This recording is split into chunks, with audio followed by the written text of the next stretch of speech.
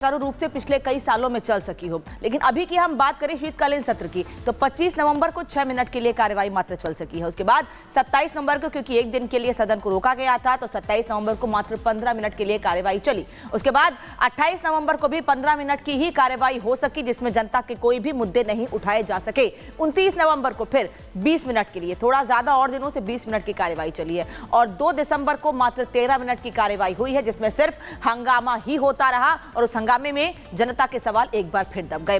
संसद में संभल का मामला उठाएगी समाजवादी पार्टी। इस वक्त की बड़ी खबर आपको बता रहे हैं, संसद को संभल कांड की सच्चाई बताएंगे अखिलेश यादव। ये कह रहे हैं खुदाई के बहाने शांति खत्म करने की साजिश की गई है। अखिलेश यादव का यह दावा है और वो कह रहे हैं इसीलिए संसद में समाजवादी पार्टी संभल के मामले को उठाएगी। खुदाई के बहाने सच्चाई छिपाने की कोशिश की गई है, खुदाई की गई है और उसके बाद लोगों को परेशान किया गया है। सच्चाई हम बताएंगे सदन में, ये कहना है अखिलेश यादव का।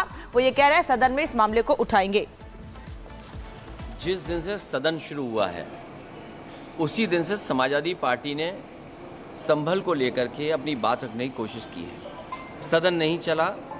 हमारी मांग अभी भी वही है कि सदन में संभल को लेकर के हम लोग चर्चा करना चाहते हैं, अपनी बात रखना चाहते हैं, क्योंकि जिस तरह का व्यवहार अधिकारियों का है, अधिकारी मनमानी कर रहे हैं और वहाँ की सरकार के इशारे पर मनमानी हो रही है। और मनमानी इस हद तक है कि वो भारतीय जनता पार्टी के कार्यकर्ता बनकर के काम कर रहे हैं। कोई कल्पना कर सकता है कि वोट लूटा जाए, वोट को डालने न दिया जाए?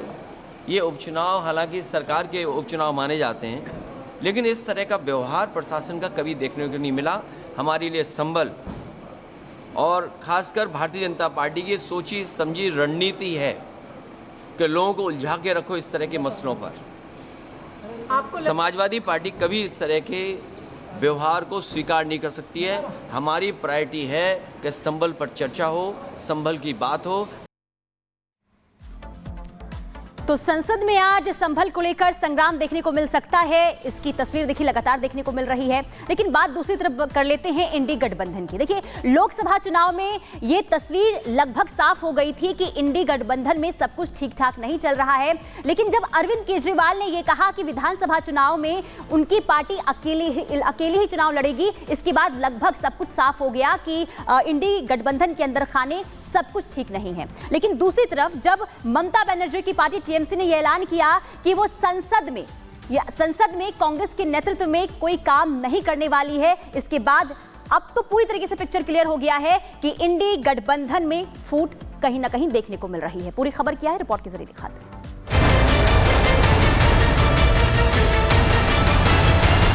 दिल्ली में कोई गठबंधन नहीं होगा। लोकसभा चुनाव से पहले बने इंडिया अलायंस के बुरे दिन शुरू हो चुके हैं। एक तरफ तो चुनाव पर चुनाव हारे जा रहे हैं, ऊपर से सहयोगियों में भी बिखराव होने लगा है। एक दिन पहले ही केजरीवाल ने कांग्रेस को दिल्ली में दूर करने का ऐलान कर दिया, तो अब ममता बनर्जी ने भी आंखें दिखा दी हैं। टीएमसी ने कांग्रेस को कैसे ठेंगा दिखाया वो बताएं, उससे पहले आपको समझना पड़ेगा कि कैसे संसद 4।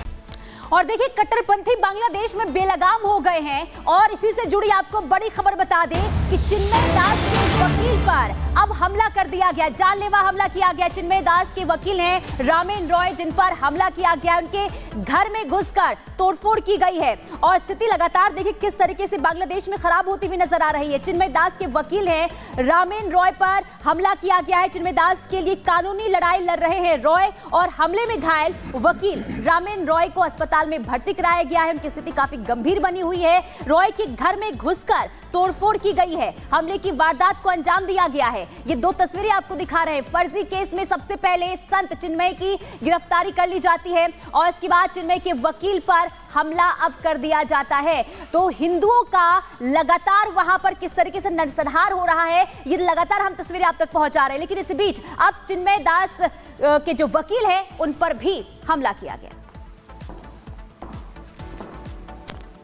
तो जमानत पर जो वकील लगे हुए हैं उन पर हमला होता है, लेकिन चिन्मय प्रभु की जमानत पर आज बात होनी है, उस याचिका पर आज बात होनी है। तो मैं आपको बताएं कि इस वक्त बड़ी खबर है, चिन्मय दास की जमानत पर आज सुनवाई होनी है और एक के बाद एक लगातार जो विद्रोह का जो बिगुल है वो फूंका जा रहा है। तो चिन्मय दास की जमानत पर सुनवाई आज होगी। यूनुस सरकार पर लगातार प्रेशर बना हुआ है। चिटगांव कोर्ट में आज जमानत याचिका पर बहस होनी है और इस पर कई अपडेट आने अभी बाकी हैं, लेकिन आज सभी की सांसें रुकी हुई हैं। तो आतंकियों को खुली छूट क्यों है, यह सवाल है।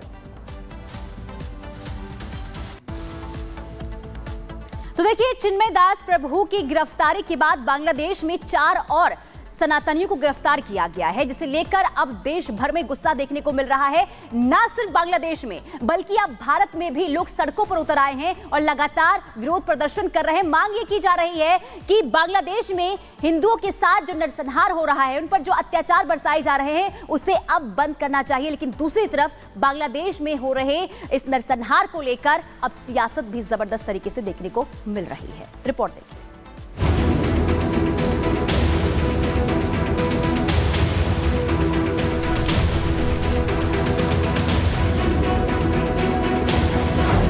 हिंसा की आग में बांग्लादेश,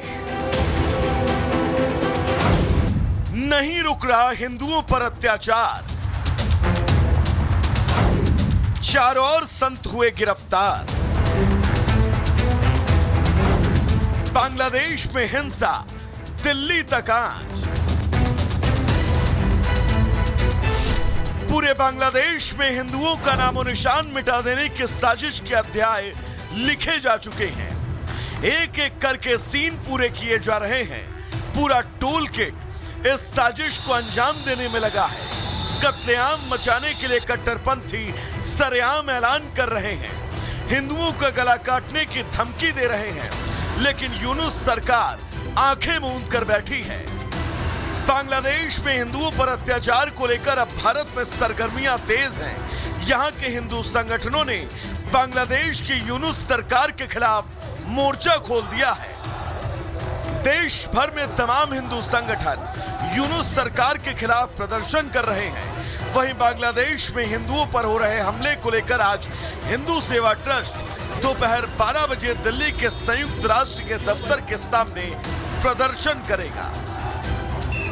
बांग्लादेश में हिंदू संत और इस्कॉन के पूर्व सदस्य चिन्मय कृष्णदास की गिरफ्तारी के बाद 4 और हिंदू संतों की गिरफ्तारी से हिंदुओं में गुस्सा है। अभी तक बांग्लादेश में 4 ब्रह्मचारियों को गिरफ्तार किया गया है। 2 दिन पहले जब चिन्मय कृष्ण प्रभु को दवा और प्रसाद लेके 2 ब्रह्मचारी गए थे, तो वो जब वापस आ रहे थे उनको पुलिस ने गिरफ्तार कर लिया और चिन्मय कृष्ण दास के जो सेक्रेटरी हैं उनको भी गिरफ्तार कर लिया गया है।